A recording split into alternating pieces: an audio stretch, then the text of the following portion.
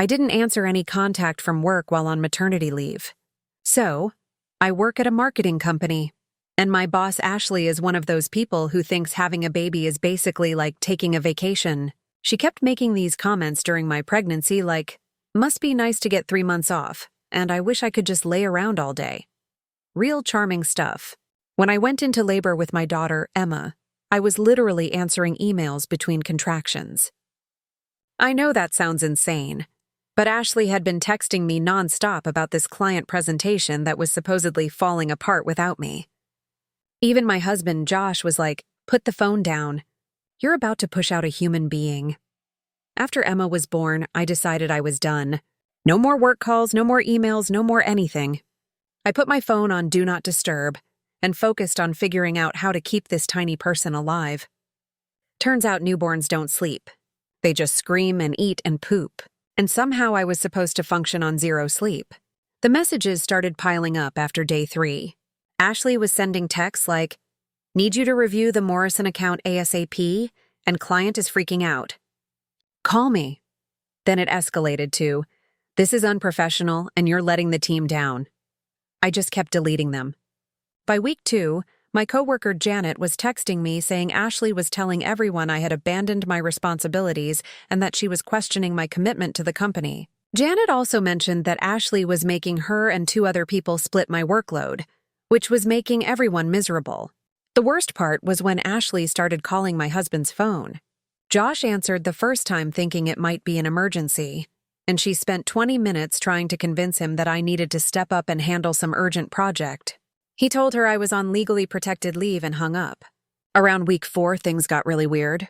Ashley showed up at our apartment with flowers and a card that said, "Thinking of you during this difficult time, like having a baby was some kind of tragic loss instead of something happy." She kept hinting that she just needed me to look at one tiny thing on my laptop just for 5 minutes. I told her no, and she got this look on her face like I had personally ruined her life. She said the company was struggling without me and that I was being selfish. Then she actually said, "When I had my kids, I was back to work within 2 weeks because I cared about my career." I shut the door on her face. The final straw came during week 6 when I got a certified letter saying I was being written up for failure to communicate during approved leave. Apparently, there was some clause in my contract about being reasonably available during maternity leave that I had completely missed when I signed it 3 years ago. I called HR, and this guy named Brad basically told me that while my leave was protected, my job performance was still being evaluated based on my team collaboration and dedication to company success. He said Ashley had documented multiple attempts to reach me for critical business needs, and that my refusal to respond was being seen as a pattern of poor judgment. That's when I realized they were building a case to fire me. So I did something kind of genius.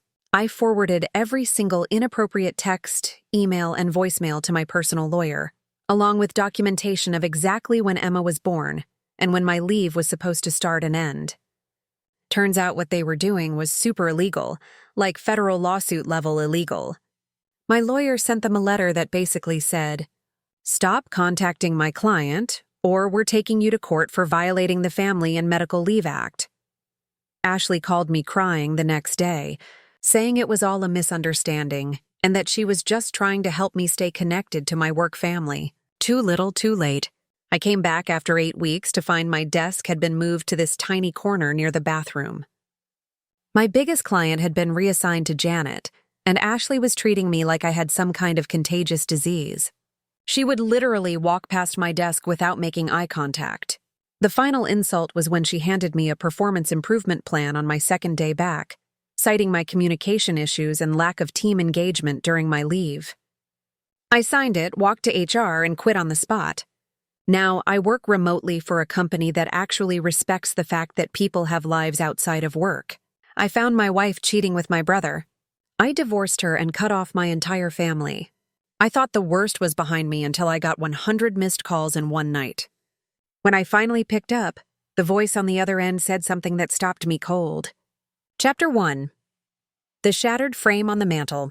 There are moments in life when the world shifts, not with a bang, but with a crack.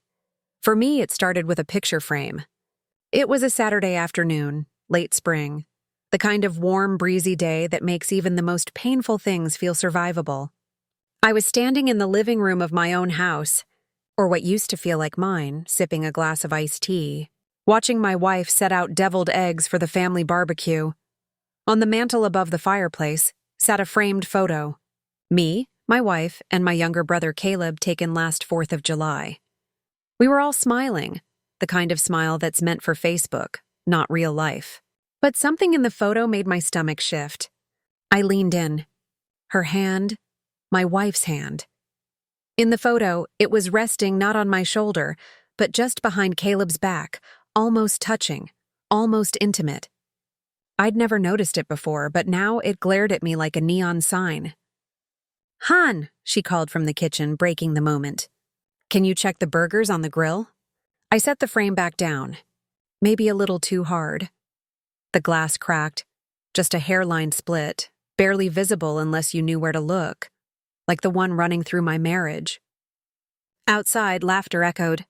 My daughter ran through the yard, chasing Bubbles with her cousins. Caleb was by the grill already, flipping burgers like he owned the place. Always the golden boy, charming, easygoing, never without a beer in hand or a story to tell. "Yo, big bro," he grinned, tossing me a pair of tongs. "You're burning the patties." I gave a tight smile.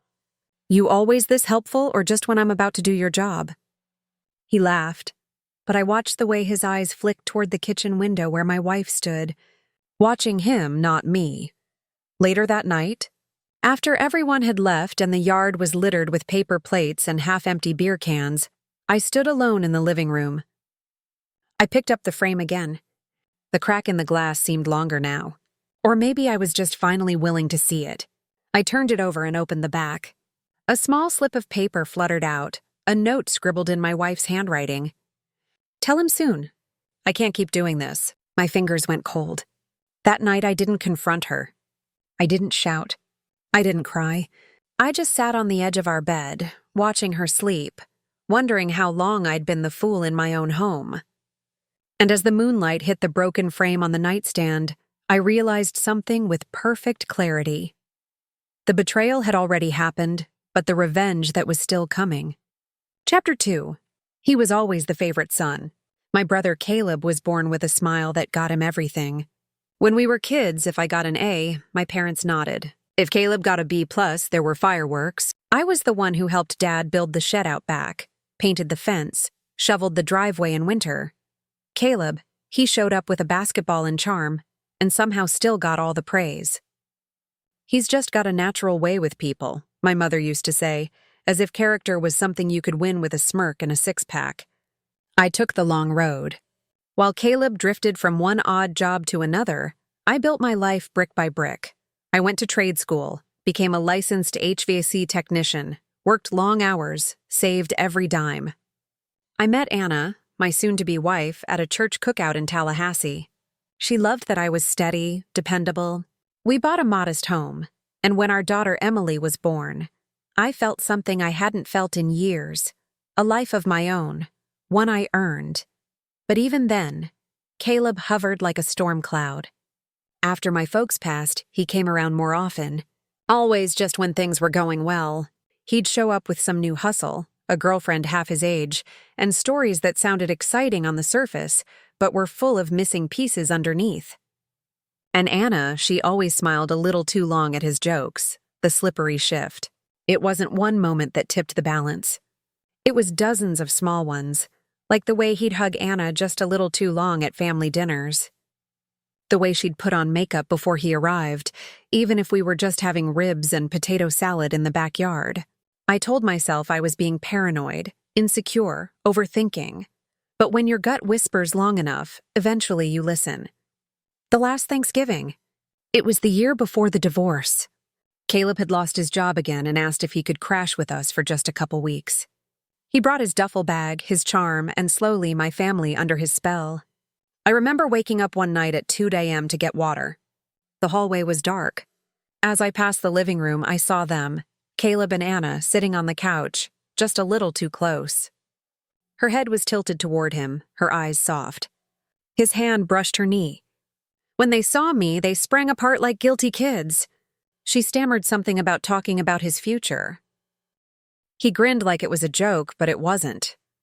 I slept in the guest room that night, a growing distance. Anna started arguments over nothing. I was too boring, too tired, too predictable. Caleb, meanwhile, was fun, spontaneous, just trying his best. I tried to keep things together for Emily's sake. She was only 11, but I could feel the walls closing in like a man watching his house slowly fill with smoke. But no one else smelled a thing, and then just like that, it all came crashing down. Divorce papers, no warning, no counseling. She served them to me on a Tuesday night. Caleb was the one who handed me the envelope. He didn't even look guilty, and that's when I cut them off. I signed the papers. No contest. Took what little I had, kissed my daughter goodbye and walked away. From Anna, from Caleb, from every so-called family member who stood by and did nothing.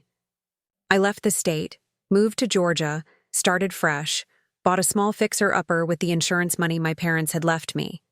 Swear I'd never look back until now because the phone was ringing again. And this time the past wasn't knocking politely, it was kicking down the damn door. Chapter 3. The night of 100 missed calls. I was sipping a cup of decaf, watching an old Western on TV. Quiet night. Crickets outside. I hadn't thought about Caleb or Anna in months. Then the first call came in. Blocked number. I let it ring out. Then came another and another. By the time I checked my phone, it had blown up like a fire alarm in a church. 12 missed calls from my ex-wife, 9 from my daughter, who hadn't spoken to me in nearly a year. Dozens more from numbers I didn't recognize. At first I thought someone had died. But if it was a death, they wouldn't all be calling me, the man they cut out. Something was wrong. Very wrong. The message that changed everything. Then I saw it. A voicemail from Emily. Her voice was shaking. Dad, I don't know what happened. Please call me back. Mom's losing it. Caleb's been arrested. She said it's your fault. She said he knew. Oh God. Dad, were you there when it happened? I stood there, phone in hand, heart pounding like a jackhammer in my chest. I hadn't spoken to my daughter since Anna poisoned her against me. I hadn't laid eyes on Caleb since I found them together. And now they were unraveling together. The call I finally took. When the 101st call came through, I answered.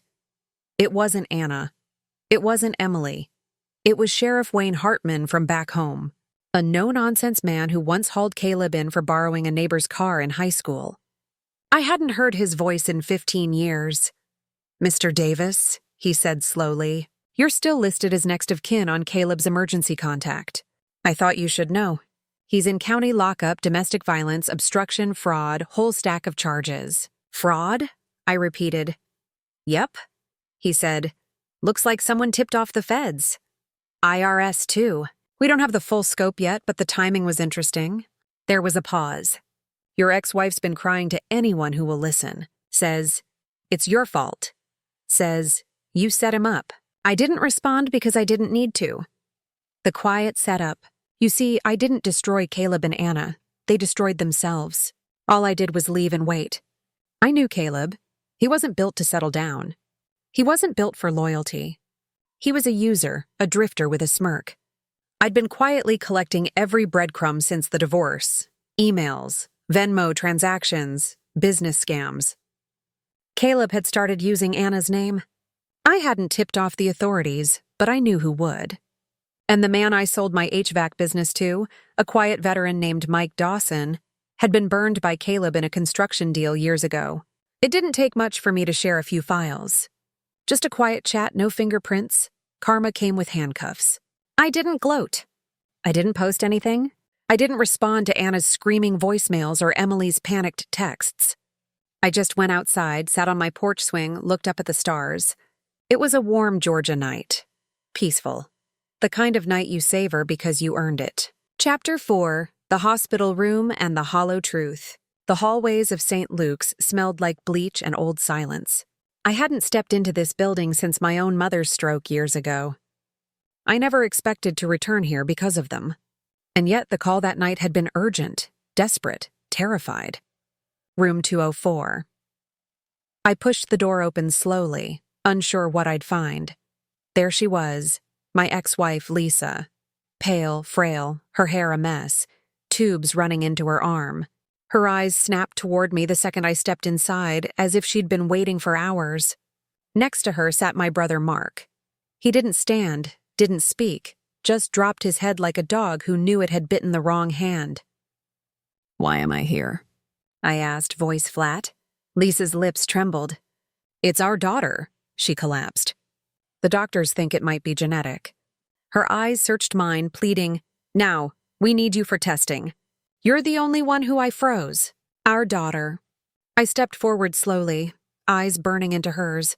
"You told me she wasn't mine, remember? When I walked out that day, you screamed it in front of the entire family, that she was Mark's."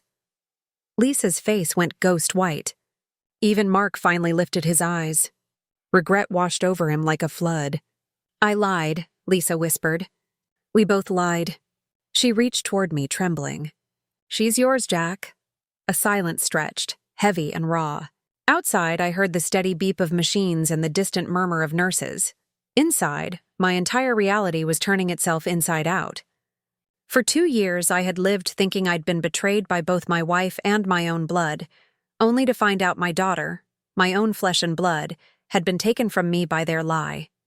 "I want to see her," I said quietly. Lisa nodded, eyes wet. "She's in." "I see you." I turned and walked toward the door, then paused. "You know," I said without looking back, "you didn't just break my heart. You stole years of her life from me."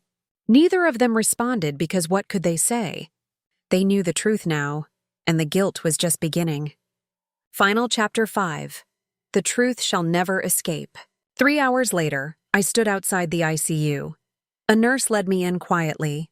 My daughter lay there unconscious, her small chest rising and falling under a web of wires and beeping machines.